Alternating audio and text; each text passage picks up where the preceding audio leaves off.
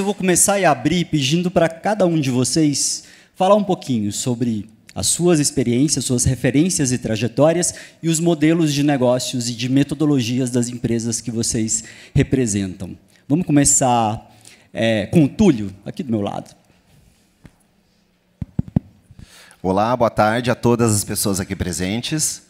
Eu sou Túlio Custódio, eu sou sócio e curador de conhecimento na Inexplorato. Também tenho uma trajetória como sociólogo, né, minha base, minha formação. E, basicamente, o nosso trabalho no Inexplorato é conectar pessoas, empresas, instituições com conhecimento que faz diferença na hora de tomar decisões estratégicas, de ser parceiro em seus negócios e, principalmente, em conectar as demandas do negócio com as demandas da sociedade, com as demandas do bem comum. E, bom, acho que é isso, né?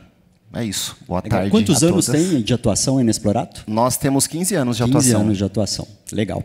André? Boa tarde, pessoal. Tudo bem? Obrigado por vocês estarem aqui, reforçando o coro com o Túlio e com o José. Difícil, né? Um domingão. Isso sim é investimento, né? Libidinal. Bom, eu sou psicanalista, pesquisador de cultura e comportamento, escritor. Junto com a minha outra metade, o Lucas Littke, eu fundei a Float. Na Float a gente se define como um instituto de pesquisa de cultura e comportamento que usa principalmente a psicanálise como ferramenta para fazer a gente pensar. Na Float, a gente tem uma visão um pouco não ortodoxa a respeito do que é pesquisa de cultura e comportamento. Acho que eu compartilho com os meus colegas panelistas essa visão. Mas a gente basicamente gosta de pensar numa pesquisa orientada muito por vibes, e por isso que isso está muito no nosso nome. A gente pensa vibes como comportamentos, né, que afetam a forma como a gente se relaciona, se identifica e consome. E algo que talvez o Wilfred Bion, que é um psicanalista que influencia bastante o meu trabalho, brinca de chamar de nomear coisas indizíveis. Na Float, a gente gosta de pretensamente achar que esse é o nosso trabalho, nomear o inominável. Não aquele inominável, o inominável do cotidiano. Que bom! E acho que como uma empresa, né, um instituto, a gente está muito comprometido com essa ideia de ser um instituto independente que leva muito a sério essa palavra no sentido de produzir pensamento. Ou pelo menos é isso que a gente acredita que a gente faz. E de várias formas diferentes fazer o pensamento circular. E por isso que a gente é tão implicado nessa ideia de conteúdo. Posso contar mais depois. Legal. Marina? Gente, boa tarde. É um prazer estar aqui, compartilhar esse painel aqui com gente que eu sou fã, que estou super feliz. Bem, eu sou, não sei se eu posso dizer que eu sou uma publicitária não praticante, assim, né? Porque acho que diferente deles até que acho que eu formei em publicidade, sempre curti muito, não é nem porque não curtia. Curti a grade, curti tudo que a gente fazia, mas eu gosto de falar disso até porque sei da nossa audiência e eu acho que o que eu faço hoje, eu nem fazia ideia, acho que é um cargo, um trabalho e um escopo que não existia quando eu estava na faculdade, né? Eu fui virando pesquisadora ao longo ali da minha trajetória. Quando eu estava me formando, eu descobri que, para além daquela opção clássica, eu trabalho em agência, ou você vai para uma grande empresa, vai trabalhar no marketing, ou vai empreender, era meio que esses três caminhos. Quando eu descobri que tinha um novo movimento de mercado que estava naquela coisa de entender comportamento, de entender que consumidor não é só target, que eu acho que é uma ideia super ultrapassada. Target é aquela ideia de que, né, você atirou, não voltou nada e acabou.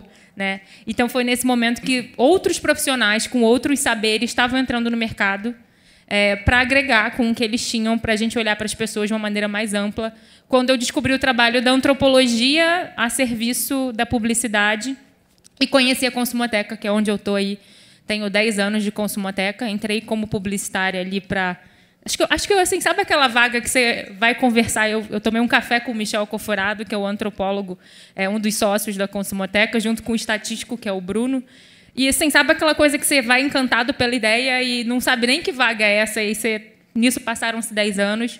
Hoje eu sou sócia lá também, mas o que a gente faz é pesquisa de comportamento e consultoria para marcas do mercado no Brasil e na América Latina. Legal. E temos também uma agência de publicidade, né, Estela? Sim. Bom, acho que eu sou a menos, talvez, intelectualizada aqui de vocês. Estou me sentindo já mais inteligente só de estar nesse painel. Assim, admiro todos vocês. Prazer, eu sou Estela Pirani, eu sou a CSO da VML Brasil. E, bem, do lado aqui da agência, né, eu acho que essa aqui vai ser bastante a minha voz, assim, a gente cria estratégias para as marcas, né, e eu acho que, liderando a parte da estratégia da agência, a gente tem uma obsessão por conexões, que eu acho que foi uma palavra do Túlio também. Então, a gente existe para conectar as marcas com as pessoas, né, a partir de uma conexão que seja mais permanente do que aquela conexão que seja de instantes culturais. Então, a gente se provoca todos os dias a se conectar através de um produto, de um serviço, de uma oferta, de um propósito, mas, acima de tudo, como a gente consegue fazer com que essa relação continue, né? Como as marcas continuem fazendo parte da vida das pessoas. Então, eu acho que aqui que vem toda essa velocidade, essa cadência, a história de conteúdo, de redes sociais, para a gente cada vez mais deixar as marcas vivas, né? E não simplesmente ali mais estanques, uma vez que eu tive uma relação, não vou ter mais outra relação com ela. Então, eu acho que a gente, né, fica nessa obsessão de fazer com que essa recorrência, essa presença, ela se faça valer todos os dias. Legal. Eu vou pegar um gancho da Marina para lançar minha próxima pergunta. Porque você falou que você é publicitária de formação, mas hoje você trabalha com outra história. E fica cada vez mais claro aqui, até pelo que vocês disseram, que essa multidisciplinaridade é a publicidade hoje. Com todos os desafios geopolíticos, culturais, de consumo, tecnologia que temos, ela se faz necessária. Mas há uma percepção clara das marcas sobre isso, de que essa multidisciplinaridade é importante para entender essas ondas de consumo e as pessoas, ou existem diferentes graus de maturidade para isso?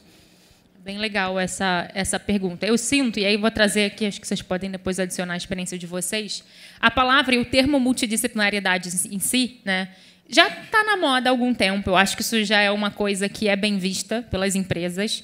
Só que eu acho que a gente ainda tem um desafio daquilo que funciona na teoria e na conversa e na execução. Então, eu sinto que quando a gente é chamado por uma empresa ou quando a gente entra num projeto para fazer um brainstorming naquela parte ali de entender o comportamento, rola super. Então, as empresas entendem, aí chamam várias áreas, aí você vai colocar alguém da comunicação com alguém do TI, com alguém da engenharia, de operações, e aí a gente tem ideia, e é incrível. Só que a ideia de multidisciplinaridade vai morrendo quando você levantou o projeto e vai executar, porque volta cada um para a sua caixinha, né? Volta cada um para onde está, porque a gente não tem um modelo de cultura, de trabalho, né? De modo geral, no mundo corporativo, para pensar dessa maneira. A gente abre espaços de multidisciplinaridade, que eu acho que já é um ganho em relação aos últimos anos, mas não é uma coisa fluida da gente entender onde cada um entra, então depois cada um pega o teu OKR, a tua meta, a tua parte no projeto, e vai, sabe? Então, acho que a gente está nesse momento, nessa barreira. E essa gestão de conhecimento, que é o tema do painel, muitas vezes exige uma transformação cultural, não só investimento na plataforma ou na tecnologia. E aí eu pego o gancho para lançar a primeira pergunta para o André. Uma treta, viu? Quem aqui acompanha os festivais de publicidade, comunicação, marketing, sabe que nos últimos 2 anos existe um monotema nos festivais, que é a inteligência artificial.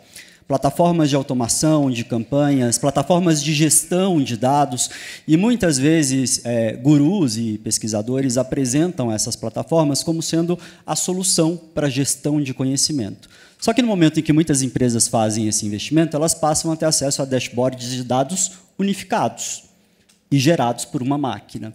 E aí, nesse contexto, entram ciências humanas, que voltam para a mesa como um baita diferencial competitivo, especialmente olhar para questões sociológicas, antropológicas e de psicologia. Como, então, André, agências e marcas podem equilibrar o que vem da inteligência artificial e da tecnologia e o olhar humano? Qual que é essa fórmula de equilíbrio ideal? É interessante que eu sempre sou chamado para falar sobre coisas simples e tranquilas, né? Bem tranquila. Por isso que eu escolhi, né? O psicanalista aí tinha que ser essa pergunta. Então, aí eu já te adianto. A lista da fórmula é difícil, né? A gente não é bom de resposta, a gente é bom de pergunta. Mas acho que com a experiência que a gente tem, como a gente vem pensando muito desses assuntos, tem um episódio do Vibes e Análise, nosso podcast, inclusive, sobre inconsciente artificial, né? Que a gente tem proposto uma visão um pouco diferente, dessa aposta na plataformização, que eu acho que é disso que você está falando, né? A gente está todo mundo muito envolvido nessa ideia de que a plataforma vai nos salvar e que a plataforma é uma instituição neutra. O spoiler não é, e a gente teve um painel, inclusive antes da gente, que deixou isso claro com bastante cor e contorno.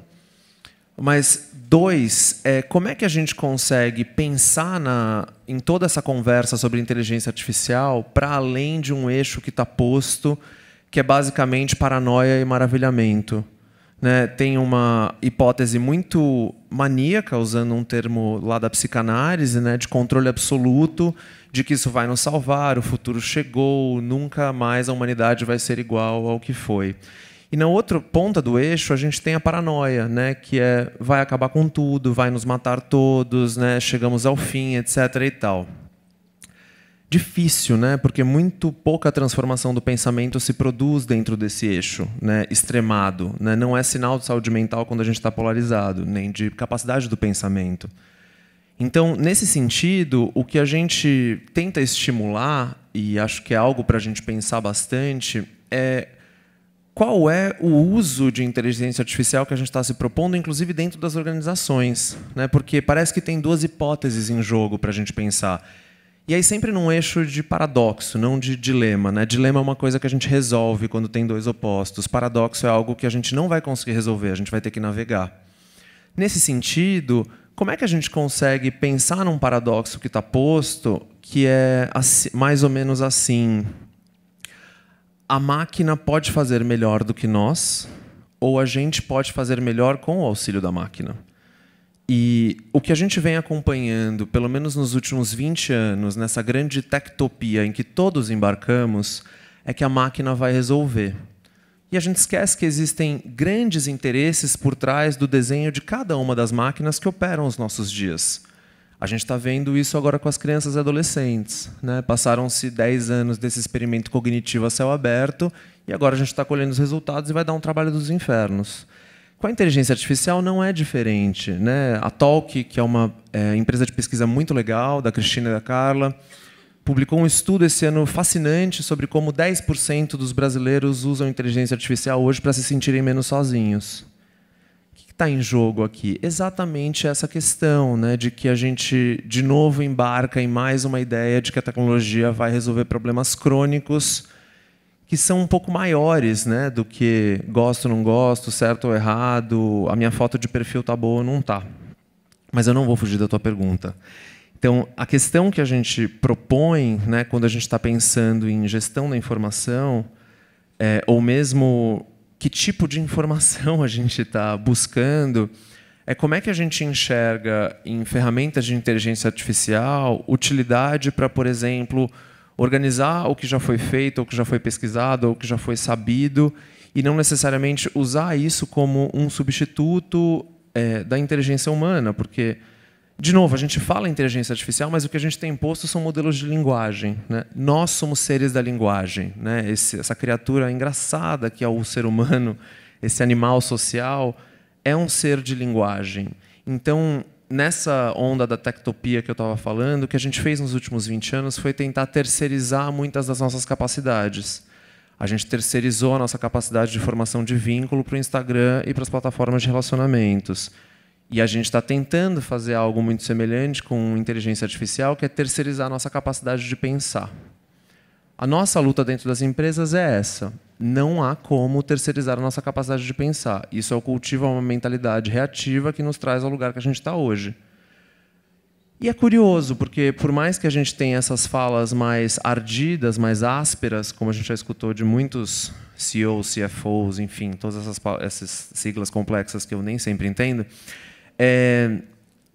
é que, bom, a gente precisa trazer diferentes inteligências para a mesa para a gente conseguir pensar coisas que são difíceis de pensar num tempo de crises simultâneas que nos atravessam.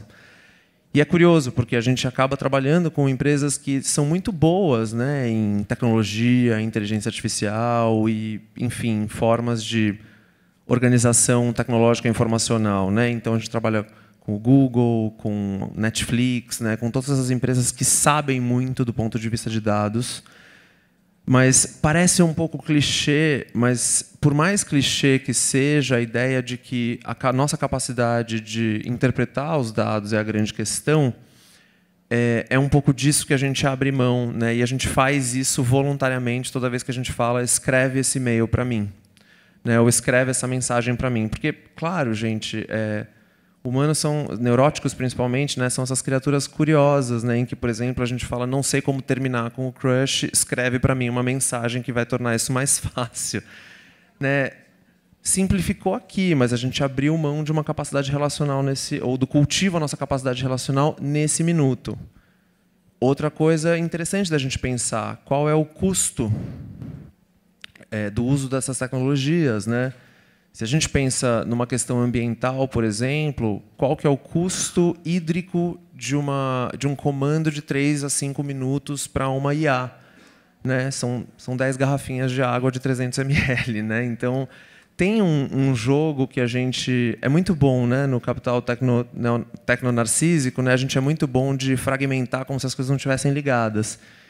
E talvez é isso que impera dentro das empresas e o que a gente tenta fazer de alguma forma. Eu te avisei que eu falava demais, né? Mas parei aqui.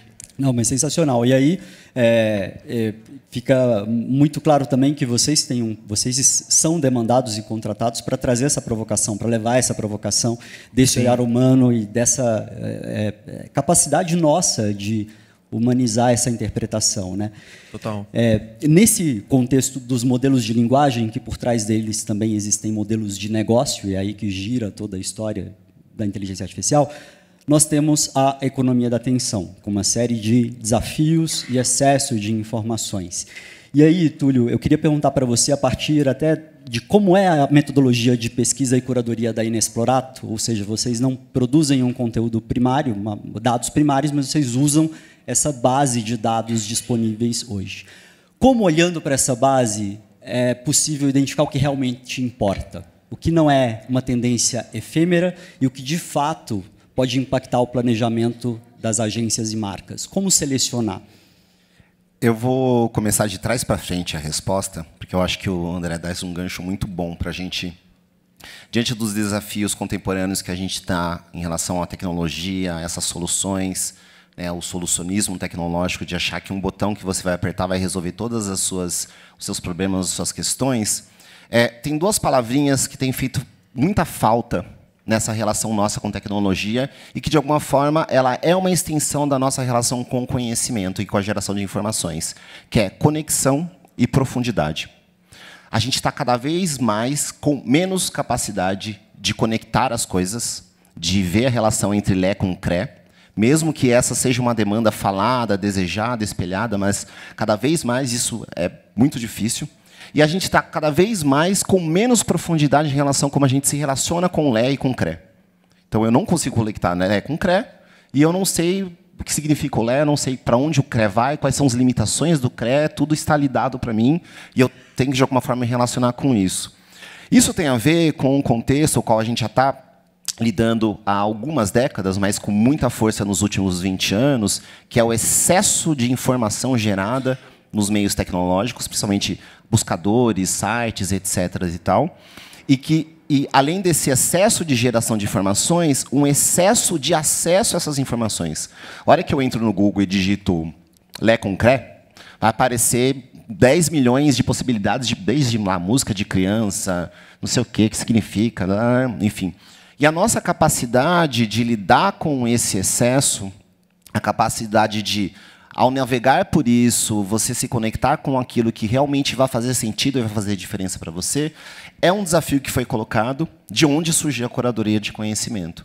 A curadoria de conhecimento, ela nasce com a proposta de não só ajudar e facilitar as pessoas e as instituições e empresas, e sempre a gente fala em pessoas, porque uma empresa ela não existe pairando na natureza.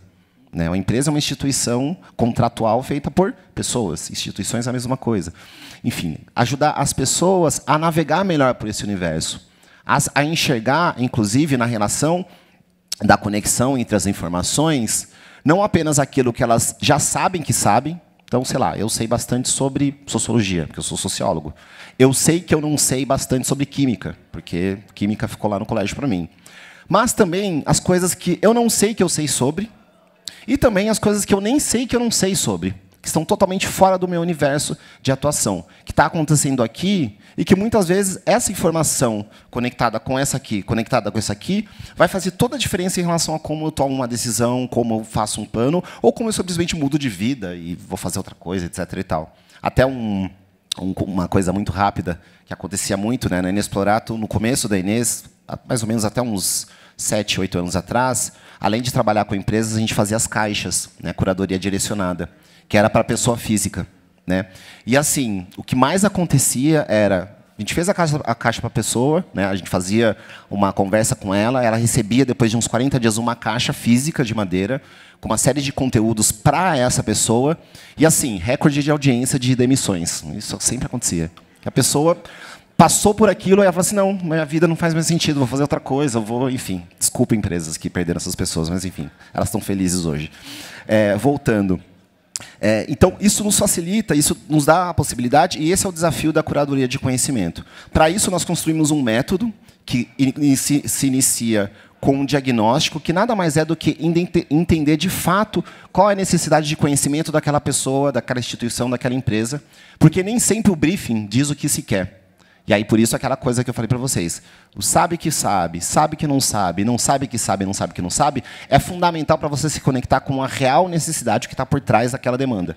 Às vezes, um projeto de, quero conhecer mais sobre a relação dos jovens com tecnologia, é porque o cara está com medo de perder o emprego. Porque simplesmente ele entendeu na cadeira que ele está, com, sei lá, 45 anos de idade, que ele está ficando para trás quando ele conversa com os times, né, os colaboradores mais novos. Ele fala, eu preciso entender isso aqui, porque senão eu vou rodar.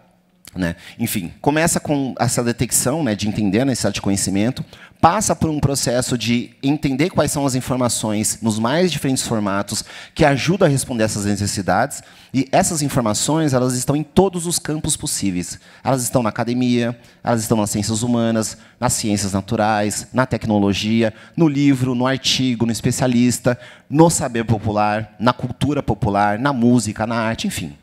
Todo o formato possível, e a gente congrega essas informações, estabelecendo as conexões necessárias para atender essa necessidade de conhecimento. Por isso que a curadoria de conhecimento é um trabalho de nexo, de formação de conexões com profundidade que visa, né, atender os anseios que, enfim, a gente identifica na sociedade. E aí, só para fechar, né, para não falar demais, eu comecei falando para vocês com o desafio que temos diante do excesso de informação, porque assim, muito de coisa, faz com que as pessoas falem, nossa, tem tanta coisa aqui que alguma coisa boa tem para mim. Só que o que a gente tem visto, e eu encerro de fato a minha fala, que eu meio que reconecto com a fala do André, é que o excesso de informação hoje não é mais positivo, não traz mais otimismo, traz insegurança, traz medo. Não é à toa que, pelo menos nos últimos 10 anos, a gente tem discutido sobre fake news, pós-verdade, desinformação, porque esse é o resultado de, faltando conexão e faltando profundidade, o excesso de informação está gerando medo. As pessoas estão cada vez mais mergulhadas por aquilo que eu não sei, que eu não sei, que eu não sei, que eu não sei, que eu não sei. É isso.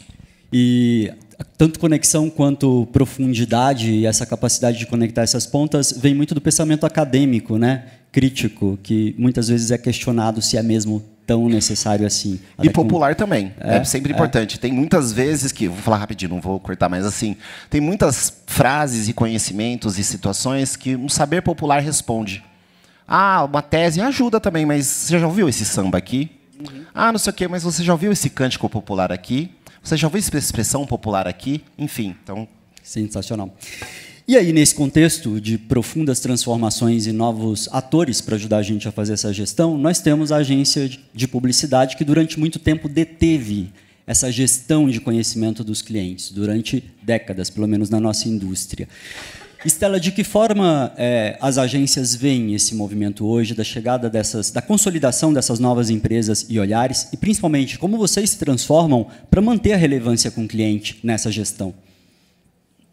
Perfeito. Eu acho que vou falar pela VML aqui. Eu acho que aqui somos formadores de conhecimento, né? Eu acho que apesar de a gente está vivendo um excesso, a gente também está vivendo uma mágica de mais pessoas estarem no jogo, né? Formando, traduzindo culturalmente o que a gente vê, o que a gente, enfim, pode aprender. Então, eu acho que é muito bom a agência não ser a única o único agente, né? Vamos colocar assim. Eu acho que isso é muito positivo.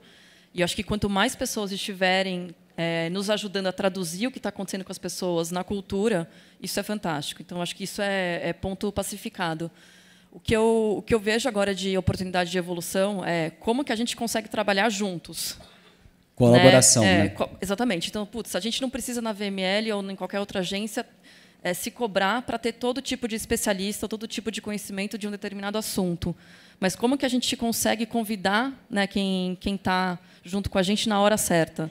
E acho que foi a Má que falou assim, e mantê-los também em algum momento, porque não é simplesmente vai lá, me dá o dado, sai e nunca mais nos falamos, né? Então, a gente tem uma cultura lá dentro de muita cocriação. A gente é esse espaço, assim. Então, acho que a agência ela é muito livre, muito aberta, muito porosa, e principalmente a estratégia é quem precisa puxar isso, porque é o começo de tudo. Então, a gente fala que não tem estratégia certa ou estratégia errada. É uma escolha, né? Toda estratégia é uma escolha. Até teve um exemplo que a gente estava numa concorrência e a gente usou a mesma ferramenta, 2 agências. Os trabalhos foram completamente diferentes e o cliente nos questionou, falou assim: puxa, mas vocês usaram a mesma ferramenta, mas no final a estratégia foi diferente? Sim. O diagnóstico é o mesmo, né? Mas eu acho que o olhar do estrategista, o olhar das pessoas que estão conduzindo aquele trabalho é o que a gente tem de mais valioso. Então, eu acho que é por aqui que a gente tem que percorrer, assim. Então, que estratégia que a gente pode traçar a partir dos diferentes conhecimentos, dos diferentes convidados que a gente vai ter na mesa e seguir com eles. Então, eu particularmente sou muito aberta e a agência inteira também. Assim, estou vendo várias pessoas da agência aqui. A gente é isso. A gente é esse lugar de colaboração, cocriação. E cada vez mais temos que ser. A gente não vai se fechar, né, assim, no núcleo duro da inteligência. Não precisamos disso. A gente precisa ficar confortável, né, em trazer novas pessoas para a mesa. E eu acho que, inclusive, isso é um ato para o cliente muito positivo, né, que ele não precisa ficar na dúvida de quem ele contrata, como contrata. Às vezes, a agência já pode chegar com os novos convidados para determinado estudo, para determinada especialização. Então, eu acho que é um lugar muito... A beleza hoje acho que está nessa desformatação. E cada vez mais acho que a gente precisa ser responsável por novas criações de forma de trabalho. Então, eu fico muito confortável, né? A gente estava brincando, puxa, eu sou a única agência, mas isso está tudo certo. Que bom que, né, que a gente está misturado. Já é essa. Só que precisa ser mais disso. Então, acho que a gente precisa ficar confortável com a desformatação e criar mais novos modelos de trabalho, de colaboração, porque eu acredito que muitos daqui surgiram se experimentando, né, com novos jeitos. Então, eu acho que a gente está com esse espaço agora. Desformatação é legal. Né? Posso, claro, meter a colher na cumbuca dos outros, mas acho que tem uma coisa curiosa, né, dessa posição que a Consumoteca e a Inês e a Float a gente ocupa, que a gente é sempre meio primo distante, né? E a gente está sempre vendo as dinâmicas familiares acontecerem, né? Às vezes tem uns quebra-paus nas mesas das empresas, enfim. Mas é uma posição interessante essa de consultor, em que a gente não necessariamente está ali no dia a dia, mas a gente também está trazendo notícias que nem sempre são muito fáceis de engolir. E aí, pegando o teu gancho, Stella, que eu acho muito curioso, né? Mesmo antes da Float, trabalho nessa posição e pensando sobre pesquisa de cultura e comportamento há uns bons anos. Já estou naquela idade que não quero mais falar tanto assim há quantos anos. Mas tem uma coisa curiosa que é como tem migrado a produção de conhecimento, tem saído de dentro das empresas e essa responsabilidade, pelo menos minha opinião, queria muito ouvir vocês dois, isso tem ido para os ombros das agências ou dos outros parceiros, né? E tem tido cada vez uma mudança de papéis, né? Que é o parceiro mais relevante, seja o birô de tendências, ou o estúdio de design, ou mesmo a agência, ou a produtora, mais relevante é aquele que consegue trazer pensamentos inéditos para a mesa. E eu não estou falando de insights que vão fazer a gente ganhar o jogo da reunião. Estou falando de produzir conhecimento mesmo que vai, de alguma forma, subverter as nossas convicções. E tem sido interessante observar como alguns grupos de comunicação sacaram isso e têm proposto estudos e mesmo investigações que não estão só pensando em como é que eu vou faturar mais em mídia a partir disso, né? Mas como é que eu vou produzir conhecimento que seja efetivamente interessante que não seja necessariamente ruído. Né? Na Float, a gente defende essa tese de que a gente não está na era da informação, nem da desatenção, e a gente já está um passo além do que a gente definiu como economia da tensão, né? Que é tudo que é divisivo e polariza, é exatamente o que vai para a superfície.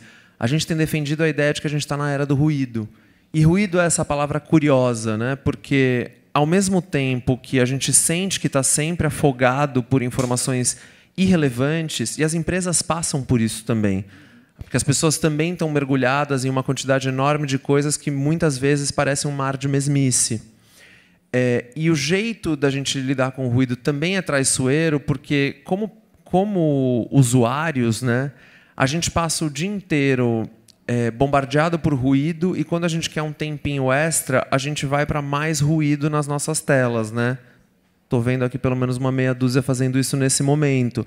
Não aguento mais esse ruído, me dá mais ruído para ver se eu saio desse outro. Né? O Spotify tem esse número maravilhoso, né, de que 3 milhões de horas de white noise são consumidas na plataforma todos os dias. Né? E, geralmente, pessoas que precisam de barulho branco para conseguir dormir. Então, nesse contexto de tudo é muito ruidoso, tem sido fascinante ver como alguns grupos entenderam que o jogo talvez seja como é que eu rompo a barreira do ruído, porque a gente tem um spoiler que está claro, né? Não vai desacelerar a quantidade, não vai diminuir a intensidade. Né? Ou pelo menos o jeito, né, que o tecnoneoliberalismo está colocado é que, bom, engata a quinta que a gente vai bater, mas não importa, Berenice, acelera.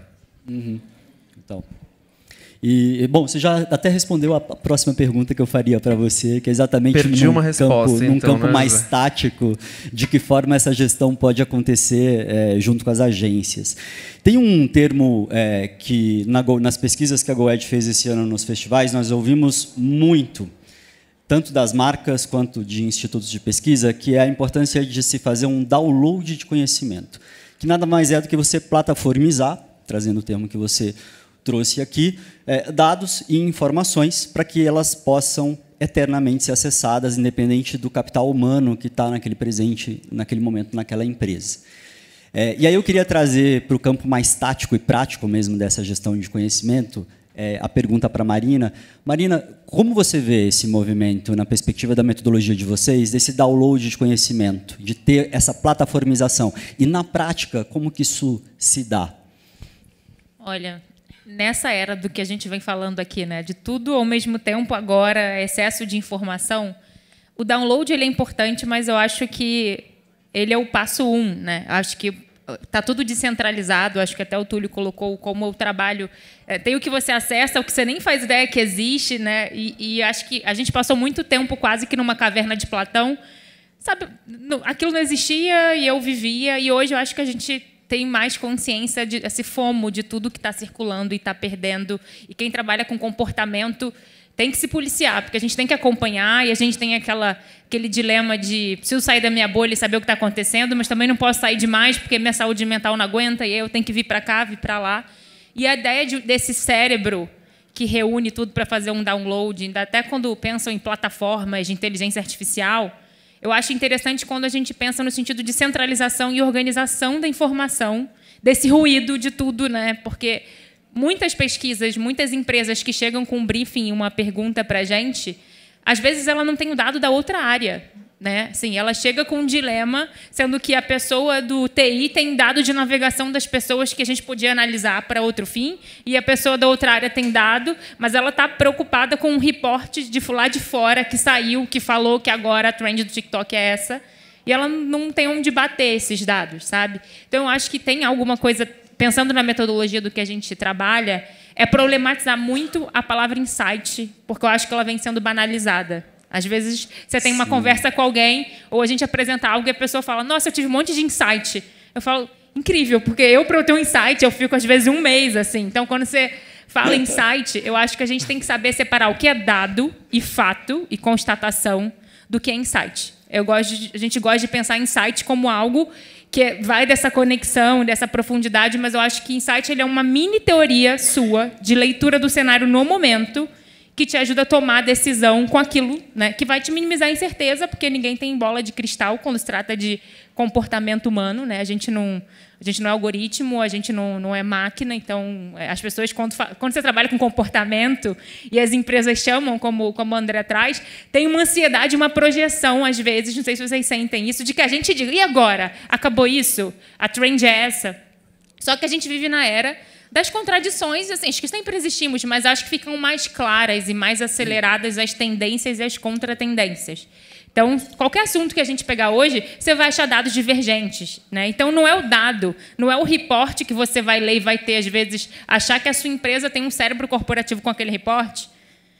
Infelizmente, não é tão simples assim. Alguém vai ter que bater todos esses dados e a gente chegar nesse insight junto. E isso eu defendo que seja humano, sabe? Acho que vamos deixar a máquina fazer o trabalho lá, braçal, e conectar, porque é sempre relativo em relação a quê? A qual recorte, a qual cultura. Se a gente falar de beleza hoje, a gente vai pegar todo o histórico dos padrões que a gente vem quebrando, mas tem a volta da magreza, aí tem a cultura do Ozempic. Então, qual dado? A gente vai ter que sentar junto e falar para quê, para quem, qual é o contexto. Então, eu acho que o insight ele tem que ser coletivo e ele tem que ser humano. Posso colocar uma coisa muito rapidinha? Só porque acho que a menina está trazendo uma coisa que é muito fundamental. Vocês já devem ter visto aquela coisa, piores dates ou histórias ruins de dates, etc. e tal. Então, pensa nessa seguinte situação. Você acabou de conhecer uma pessoa, você mal viu ela, não sabe nem direito o nome dela, aí, sei lá, talvez nem dê um beijo nela, e você fala, te amo, quero casar com você para sempre, não vou deixar você. Muitas vezes, o mercado faz isso com as tendências. Tá passando um negócio lá. Ai, nossa, parece interessante. Quero casar com você, quero te amar. Qual a estratégia? O que a gente vai fazer? O que a gente precisa atender esse público? X, Y, blá, blá, blá. Então, assim, devagar com andor. Então, coloca a tendência no lugar que ela... Metaverso, né? Alguém lembra do metaverso, né? Como estamos? Metaverso é típico. Mas eu vou... A reflexão tá incrível e não poderia ser diferente com esse time aqui, mas eu quero trazer o tema chato que vem na mesa quando você está com o cliente, que é a necessidade de você ter retorno a cada dólar investido. Cada dólar importa, e cada vez mais. Os CMOs hoje, dentro das organizações, estão pressionados para fazer cada investimento, seja nessa gestão de conhecimento, nos dados, nas campanhas, darem retorno de negócio. E isso tem sido cada vez mais evidenciado pelos próprios CMOs, nos palcos, nas entrevistas que a gente faz. E, não por acaso, as estratégias de comunicação, e-commerce, né, jornadas de comércio, estão cada vez mais integradas. O Festival de Cannes, esse ano, que é o grande palco ali da criatividade, o Grand Prix de Titanium, a grande ideia do ano, é um projeto que une publicidade e uma jornada de comércio que dá resultado em vendas. Estela, vocês têm essa interface muito grande, vocês sabem o quanto isso pesa de fato para o cliente. De que forma essa gestão de conhecimento e o planejamento estratégico pode ajudar no Creative Effectiveness? Boa. Eu acho que tem o gancho do Túlio ali de também a gente sempre lembrar, porque não adianta a tendência a passar, mas a gente precisa lembrar quem a marca é e até onde ela pode ir. Então, porque às vezes eu acho que as marcas elas ficam muito preocupadas às vezes no fora e esquece de si. Então, só para eu acho que a eficiência também passa Sim. pelo ponto base assim de quem eu sou como marca e até onde eu posso ir. Né? Não adianta eu querer falar de coisas que não façam sentido ou que eu não alcance ou que eu não seja capaz de cumprir. Então, acho que isso é um primeiro lugar assim base. E daí, eu acho que nesse gancho de como a gente consegue atribuir ou ajudar os clientes a atribuírem o seu sucesso. Né? A gente está cada vez mais responsáveis e obrigados mesmo a ajudá-los a fazerem isso. Eu acho que, na parte da estratégia, acho que a gente tem discutido muito, como antes a gente não discutia tanto, o que vai ser o sucesso disso para você? E a gente faz o combinado logo no início da estratégia. Então, se o sucesso vai ser a gente... Pode ser até ganhar um prêmio, tá? Pode até ser esse o nosso sucesso lá. Mas eu acho que a gente está começando já, desde a hora da estratégia, já colocar qual que vai ser a nossa medida de sucesso para isso. Então, que a gente pode medir em 1 ano, que às vezes a gente pode medir em 1 semana, que a gente vai poder medir daqui a 5 anos. Então, também começar a falar sobre o que é o sucesso para os dois lados e fazer esse combinado, não tem erro. Porque são coisas que a gente, às vezes, não fala, ou fala só no final, puxa, mas a campanha não foi boa. Mas qual que era o sucesso, né, esperado disso? Então, eu acho que cada vez mais, quando a gente define uma estratégia, uma escolha, na sequência a gente já tem que definir como que a gente vai medir o sucesso dela, que pode ser através de uma ferramenta, pode ser através de uma premiação, ou através de contratar, né, um parceiro para medir esse sucesso e, acima de tudo, fazer o combinado das informações que os clientes têm também. Então, acho que a gente também está muito nesse lugar de juntar todos os dados e fazer disso um índice de sucesso, né, que vai mesclar venda, vai mesclar dados de imagem, de marca e por aí vai. Então, é conversar no começo e pactuar. Assim, eu acho que esse é um segredo. Assim. Comunicação, né? Comunicação. Volta para o básico. Lugar. Ó, chegando, tempo esgotado já piscou ali, mas eu ainda quero fazer minha última pergunta aqui para o Túlio para a gente encerrar. Em termos práticos, é forte, né? Tempo esgotado. Eu nem vi que passaram 50 minutos, me senti gente. intimidada nem vi aqui. Mas eu vou fazer uma última pergunta. Em termos práticos, Túlio, quero começar a fazer essa gestão de conhecimento, quero começar a organizar os meus dados soltos em silos diferentes para que eles possam começar a fazer mais sentido e trabalhar a favor do meu negócio. O que eu faço? Tempo bem esgotado. Simples assim, para fechar. Assim, acho que a primeira dica é olha para o lado, né? Ou seja, há uma série de soluções, uma série de caminhos, o mercado inexplorado é uma delas, mas tem outras, que podem ajudar você a se entender. Né? Acho que, puxando de novo o gancho da Estela, né? A marca se conhece, então um processo de autoconhecimento ali do contexto, do que você tem, do que você sabe, do que você acumulou, do que você não precisa mais, do que você pode usar, isso pode te ajudar, mas eu ainda acho, eu volto na história, né, da pessoa que você mal viu e está pedindo ela em casamento. Tem muita ansiedade, muito autofocada, e que não está ajudando a resolver, está criando mais confusão. E essa muita ansiedade tem a ver, vou ser repetitivo, com a questão da falta de conexão e com a questão da falta de profundidade. Então, não vou trazer a resposta dada aqui para vocês, mas assim, olha para o lado. Eu até, uma provocação, desculpa, evento, mas está rolando a Flip nesse exato momento agora. Então, talvez, no próximo momento, vocês, publicitários, informação, vai dar um rolê na Flip, vai dar rolê em outros festivais, vai dar rolê em coisas que estão acontecendo, festival de música, de cultura, de negócios, de números, sei lá. Então, olha para outros lados, porque isso também vai ajudando vocês a abrir as arestas.